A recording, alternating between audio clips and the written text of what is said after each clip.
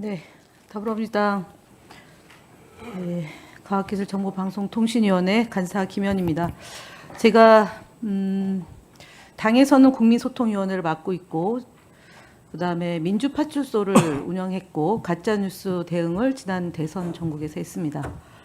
숱한 유튜브와 커뮤니티와 그다음에 네이버 댓글, 언론사 댓글을 통해서 이재명 후보를 악마화하고 또는 이재명 대표를 테러를 가하려고 하는 숱한 댓글에 대해서 대응해 왔습니다. 그리고 우리 당 소속 국회의원들이 억울함을 당하는 것들도 언중이와 그다음에 방심이, 선방심이, 그다음에 유튜브, 구글, 네이버 측에 심의와 민원을 넣었습니다.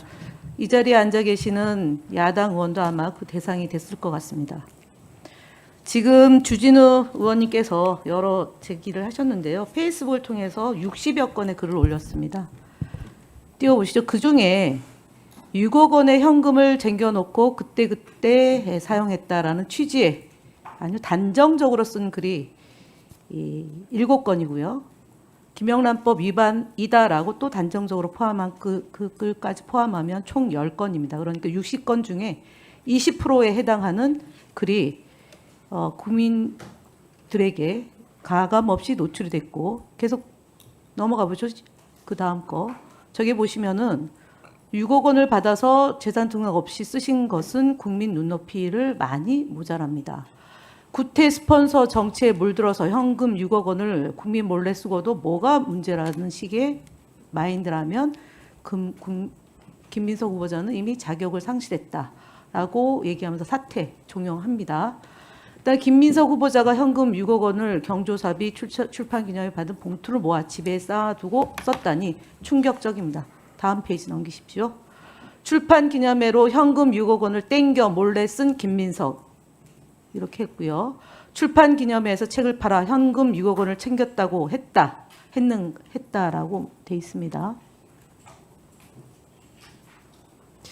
이 내용들이 그래도 한때는 특수부 검사를 하셨고 공당의 국회의원을 하시고 계십니다. 그리고 이 자리 인사청문위원으로 번외 장외 인사청문을 하신 겁니다.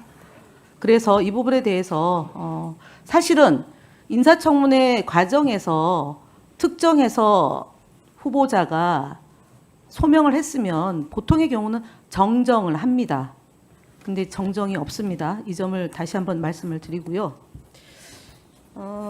문제는 앞서 배준영 간사께서 종이신문 일부를 또 인용을 하셨습니다.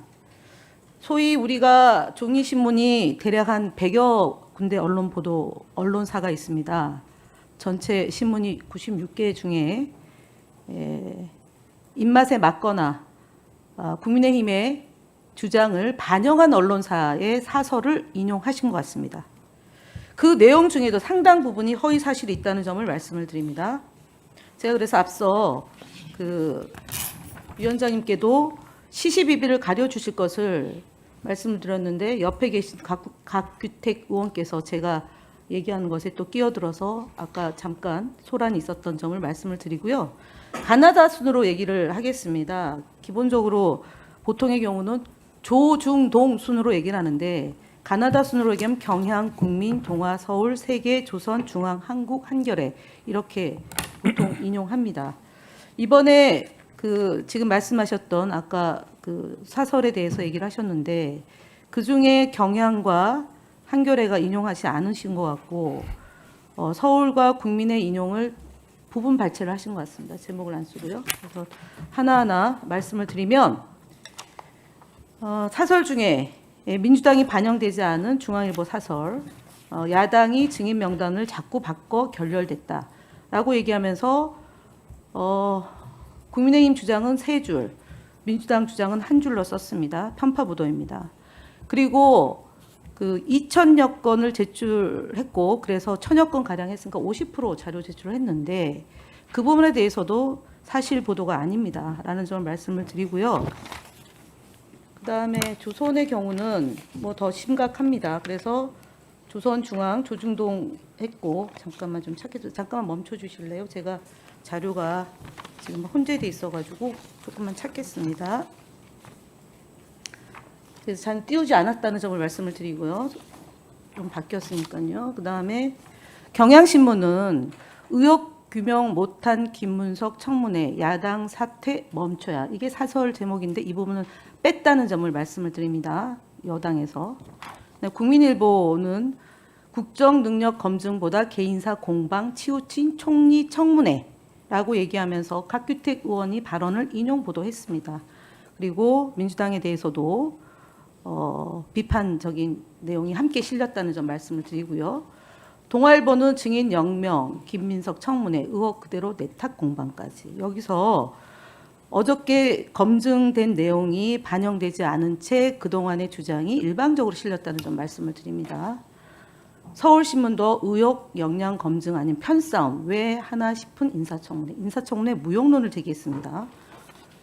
그리고 세계일보는 의혹 해소는커녕 논란만 키운 맥 빠진 김민석 청문회, 시쳇말로 깡통 청문회라고 주장합니다. 그러니까 9개 사설 중에 뭐 거의 비등비등 반반이 여론이지 않겠나 싶고요. 그래서 오늘 여론조사가 어떻게 나오는지 봐야겠지만 그닥 그렇게 일방적으로 사설에서 더불어민주당이나 국무총리 후보자에 대해서 비난하지 않았다는 점을 하고요.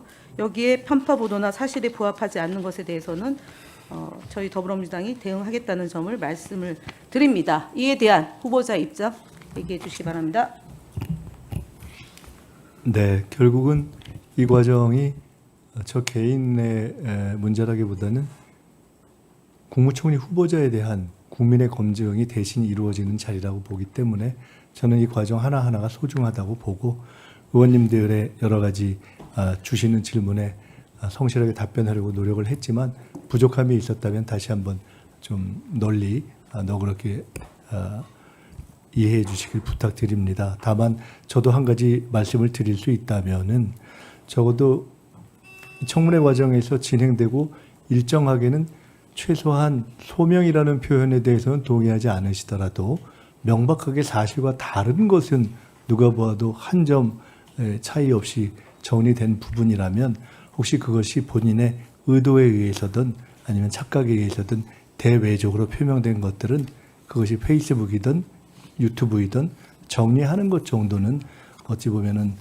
굳이 법을 논하기 이전에 기본에 해당하는 것이 아닐까. 그렇게 된다면 그렇게 해서 제기되는 청문회에서의 질의에 대해서 제가 조금 더 이것이 이러한 성실한 소명이 청문회에서의 국민의 이해와 검증에 도움이 되겠구나라는 믿음을 더 가질 수 있지 않았겠나 하는 그런 아쉬움도 있다 하는 말씀을 드립니다.